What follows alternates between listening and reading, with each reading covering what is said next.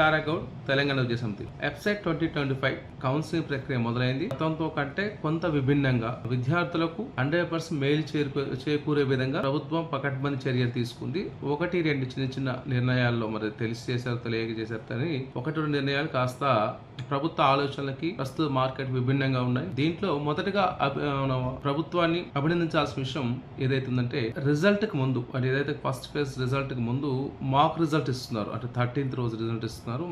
మనకి ప్రాబబ్లీ ఈ కాలేజీలో సీట్ వస్తున్న విషయాన్ని పేరెంట్ కి స్టూడెంట్స్ తెలిసే విధంగా చెప్తున్నారు. సో దట్ ఆ కాలేజ్ మార్చుకోవడం కానీ కోర్స్ మార్చుకోవడం కానీ అవకాశాన్ని ముందే ఇస్తున్నారు. అది చాలా మంచి అవకాశం. ఎందుకంటే మొదటిసారిగా ప్రాక్టీస్ చేసే పిల్లలకు కానీ తల్లిదండ్రులకు కానీ ఇది కొత్త విధానం. మామూలుగా ఇంటర్ అయిపోయి 10th అయిపోయిన ఎంసెట్ రాయడం వేరు. ఇదేంటంటే ఇది పద్మవ్యూహంలో అనిపిస్తే విధానం కాబట్టి కౌన్సిలింగ్ ప్రక్రియ అనేది పేరెంట్ కి ఎవరికైనా కొంత కన్ఫ్యూజన్ గా ఉంటుంది. ఎందుకంటే గతంలో ఇప్పుడు పార్టిసిపేట్ చేయాలి కాబట్టి ఈ విషయంలో ప్రభుత్వాన్ని అభినందించాలి. ఒకటి కాదు, మీకు మార్క్ రిజల్ట్ తో మొదలు పెడితే first phase, second phase, third phase and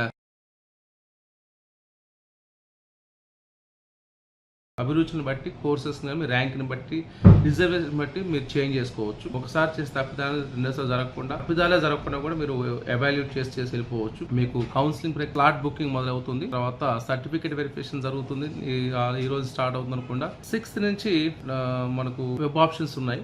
web options పెట్టడం మొదలు పెట్టుకుంటే మనం వెబ్ ఆప్షన్స్ ఎలా పెట్టుకోవాలి ఏంటి అనేది కూడా డీటెయిల్ వీడియోస్ చాలా ఉన్నాయి. గతంలో కూడా ఇప్పుడు కూడా ఉంటాయి కాబట్టి చేసేవానికి మేము కూడా ట్రై చేస్తాను. వెబ్ ఆప్షన్స్ అనేవి ఎన్ని పెట్టుకోవాలంటారు, ఎన్నైనా పెట్టుకోవచ్చు, దానికి లిమిట్ లేదు. కాకపోతే ఎన్ని పెట్టుకుంటున్నాము మన ర్యాంక్ని బట్టి టాప్ క్వాలిటీ ప్రయారిటీ కోర్సెస్ పెట్టుకోవాలి. 1, 2, 3, 4 అట్లా ఎన్నైనా పెట్టుకోవచ్చు. మీరు పెట్టుకునేటప్పుడు తీసుకునేటప్పుడు కూడా ఒక పెన్ను పేపర్తో జాగ్రత్తగా ముందుగానే మనం వెబ్ ఆప్షన్ సెర్చ్ చేసుకొని ఏ కాలేజీలో అనుకుంటున్నాం మనం CSE, AML, data science, cyber security అని నెంబరింగ్ ఇచ్చుకుంటూ పెన్ను పేపర్తో రాసుకున్న తర్వాత మనము సిస్టమ్ ముందుకు వెళ్ళాల్సి ఉంటుంది. ఆ సిస్టమ్ ముందుకు వెళ్ళిన తర్వాత మనం ఏదైతే రాసుకున్నామో అవన్నీ యాజ్ ఇట్ ఈస్గా పుట్ చేసిన తర్వాత మాత్రం ప్రింట్ అవుట్ తీసుకుని మళ్ళీ ఒకసారి క్రాస్ చెక్ చేసుకోవాలి. పెట్టిన యాజ్ ఇట్గా ఉన్నాయి, ఎక్కడ మిస్టేక్ అయినా డబ్లింగ్ జరిగాయా, ప్రయారిటీ బేస్గా మిస్టేక్ చేసుకోవచ్చు. ఎందుకంటే మనకు ఆల్మోస్ట్ ఒక 5 నుంచి 6 రోజుల టైం ఉంది ఫ్రీజింగ్ చేసే ముందు. ఫ్రీజ్ చేసిన తర్వాత కూడా రిజల్ట్ వచ్చాక నచ్చకుండా సెకండ్ ఫేజ్ ఉంది, థర్డ్ ఫేజ్ ఉంది. ఇవన్నీ అవకాశం ఉన్నాయి కాబట్టి ఎవరు కన్ఫ్యూజ్ కావాల్సిన, టెన్షన్ పడాల్సిన అసలు లేదు. వెబ్ ఆప్షన్స్ సంబంధించి వివరాలు ఇలా ఉంటాయి. తర్వాత ఫీజ్ స్ట్రక్చర్ కూడా గత ప్రభుత్వం ఏదైతే మన గతంలో ఉన్న వివరాలు ఏదైతే ఫీజులు ఉన్నాయో అవే ఫీజుల్ని ప్రస్తుత ప్రభుత్వం కూడా కంటిన్యూ చేయమంటుంది. ఒకవేళ దీనికి ఏమైనా భిన్నాభిప్రాయాలు ఉంటే వాళ్ళు కాలేజ్ వాళ్ళు కోర్టుకి వెళ్తారు. సెకండ్ మనకు సంబంధమైన విషయం. ఒకవేళ కోర్టుకి వెళ్తే కోర్టులో ఏమైనా పర్టికులర్ ఇన్స్టిట్యూషన్స్కి ఏమైనా కొంత ఫీజు హైక్ ఇస్తే అవి దాంట్లో మెన్షన్ చేస్తారు, క్లియర్ మెన్షన్ చేస్తారు. యాజ్ పర్ గవర్నమెంట్ హైకోర్టు కానీ సుప్రీంకోర్టు ఎటు వెళ్తారో తెలియదు కదా, వాళ్ళ యొక్క జడ్జిమెంట్ ఆధారపడి ఉంటుంది చెప్పి క్లియర్ మెన్షన్ చేస్తారు అక్కడ వెబ్సైట్ లో. అవన్నీ మనం పరిగణన తీసుకోవాల్సి ఉంటుంది. హార్డ్లీ పెరిగితే 30-40% పెరిగే అవకాశం ఉంది. దాంట్లో గవర్నమెంట్ కాలేజీ పిల్లలకు కానీ, ఎస్సీ, ఎస్టీ, మైనారిటీ పిల్లలకు కానీ ఎటువంటి నష్టం జరిగే అవకాశం లేదు. ఎందుకంటే ఫుల్ రీఎంబర్స్మెంట్ గవర్నమెంట్ పే చేస్తుంది కాబట్టి మీరు ఎవరు వరీ కావాల్సిన వస్తుంది. ఎవరైతే బీసీ పిల్లలు, ఓసీ పిల్లలు రీఎంబర్స్మెంట్ 35,000 వచ్చే వాళ్ళకి కొంత మార్జినల్ గ్యాప్ కనిపిస్తుంది కాబట్టి కొంత తేడా కనిపిస్తుంది. అదర్వైజ్ ఎవరు టెన్షన్ పడాల్సిన అవసరం లేదు. ఇంకొకటి ఎవరైతే రిజర్వ్ క్యాండిడేట్స్ ఉన్నారో వీళ్ళు కూడా జాగ్రత్తగా ఆలోచించుకోండి.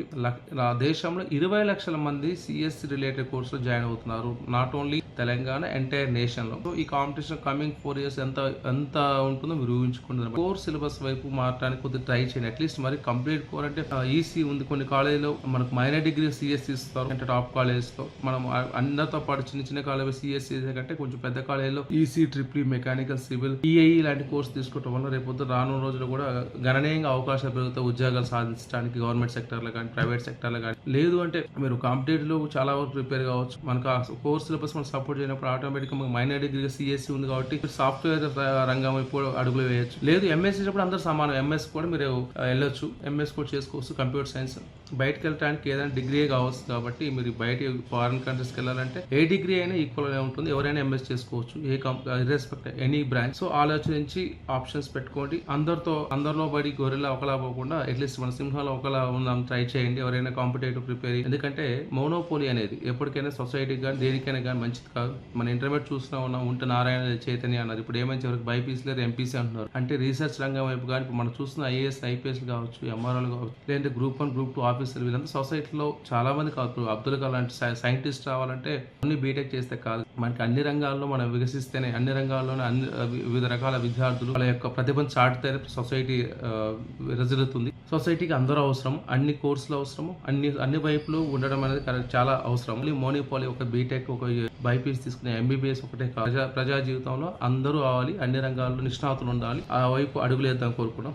Thanks for watching.